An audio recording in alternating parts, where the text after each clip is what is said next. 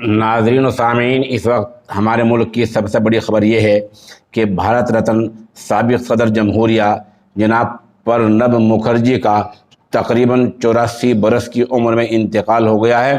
साबिक़ सदर को 21 दिन पहले कोरोना हुआ था और उसी वक्त उनकी दिमाग की सर्जरी भी हुई थी। ये एक मुल्क के लिए बड़ा अलमिया है, बड़ा हादसा है कि साबिक़ सदर जमहूरिया का इंतकाल हो गया है। जहाने का जो सियासी सफ़र है वो 1969 से शुरू होता है। जो वज़ीर ख़ारजा बन रहे, वज़ीर ख़ज़ाने भी रहे, ऐसे बड़े कई महकमों में वो रहे हैं। साबिक़ सदर प्रणब मुखर्जी को 2019 में मुल्क के सबसे बड़े एजाज़ भारत रत्न से नवाजा गया था। साबिक़ सदर प्रणब मुखर्जी, जिनकी उम्र 84 बरस है, आज पीर के दिन वो अस्पताल में इंतकाल कर गए हैं। उन्हें 10 अगस्त को दिल्ली के RNR अस्पताल, ये फ़ौजी अस्पताल है, आर्मी का अस्पताल है, इसमें दाखिल किया गया था। वहीं उन्हें उस वक्त से वेंटिलेटर पर रखा जा रहा था। प्रणब मुखर्जी 11 दिसंबर 1935 में बरतानवी दौर के बंगाल, जो मगरबी बंगाल कहलाता है, वहाँ के गांव मीराती में पैदा हुए थे।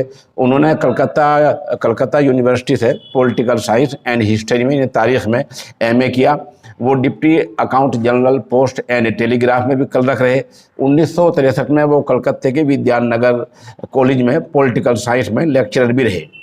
प्रणब मुखर्जी के जो सियासी कैरियर का, सियासी ज़िंदगी का, सियासी जीवन का जो आगाज़ होता है 1969 से होता है। उन्होंने मेदिनीपुर ज़िमनी इंतखाब में, इन उपचुनाव में VK कृष्णा मेनन की चुनावी मुहिम को कामयाबी के साथ चलाया। इंदिरा गांधी जो उस वक्त वज़ीर आज़म थी, उन्होंने उनकी सलाहियतों को भांपा देखा और उन्हें पार्टी में शामिल कर लिया।